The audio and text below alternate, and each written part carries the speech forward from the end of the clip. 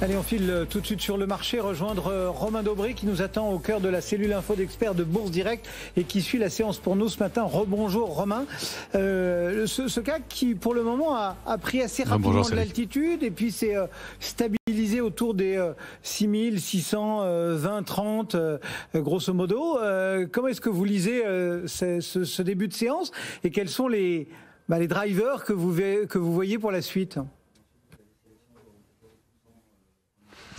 Le début de séance est plutôt positif. C'est ce qu'on évoquait ensemble tout à l'heure, du mieux depuis une dizaine de jours, qui se confirme. Et là, on arrive sur des niveaux intermédiaires et des accumulations proches de la résistance autour de 6630, 6635. Si on arrive à déborder ce niveau, on a un peu de potentiel.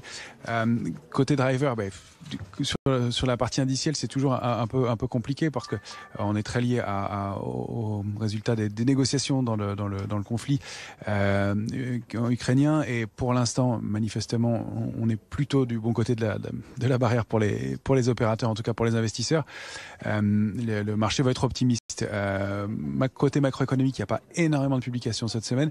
Il va y avoir les publications des résultats des entreprises d'ici mi-avril. Ça va être le prochain gros driver sur le marché.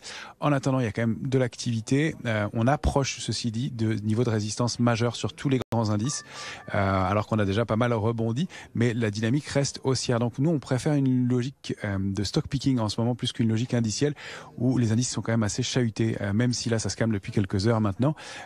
Et on va préférer donc choisir des valeurs individuellement parce qu'il y a beaucoup de choses, beaucoup d'activités de ce côté-là. Ce qu'on peut rappeler sur les indices et de façon générale, c'est que on est, à mon sens, dans une grande phase de correction de toute la hausse de la série, du creux du Covid et du rebond qui a suivi le Covid, pardon. Et on aurait formé pour moi la première vague de correction qu'on appelle vague A. On serait maintenant dans la vague de rebond en B, qui est pas en général une vague très forte, mais qui donne pas mal d'opportunités, comme on peut le voir sur notamment beaucoup de titres et pour faire du stock picking individuellement.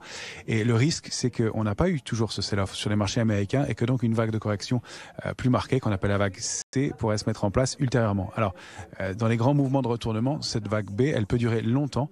En revanche, on va pouvoir le mesurer avec son potentiel de hausse qui, à mon sens, est assez limité. Encore une fois, on arrive sur des niveaux de résistance importants. Alors, l'indice le plus fort dans ce contexte, c'est le Nasdaq, qui a encore un potentiel de hausse de 6 à 10%. Pour les autres indices, on arrive sur des niveaux de résistance qui sont assez importants, comme je vous le disais, sur l'indice parisien. Et là, ça va être compliqué à déborder. Donc, on procède à des arbitrages. On travaille toujours sur le secteur des matières premières. On a formé des petits écarts.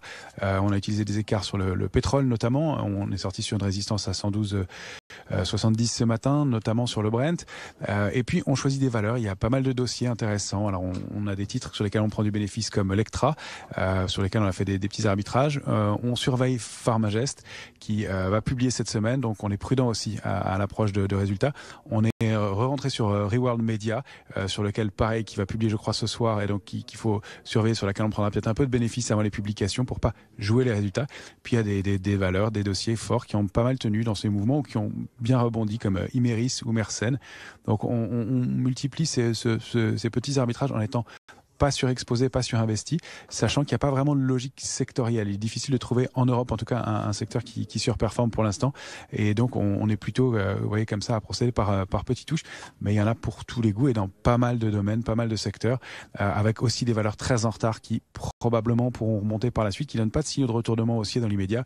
Je pense à des valeurs comme Atos, des valeurs comme Worldline qui probablement seront redécouvertes par la suite par les investisseurs. Donc, il y en a aussi pour les goûts des opérateurs patients qui veulent entrer sur des positions de long terme et sur des titres qui probablement retrouveront de l'intérêt. Merci beaucoup Romain. Romain Dobré, donc depuis la cellule info d'experts de Bourse Direct, qui nous accompagnait ce matin sur ce marché qui est en hausse de 0,71% à 6629.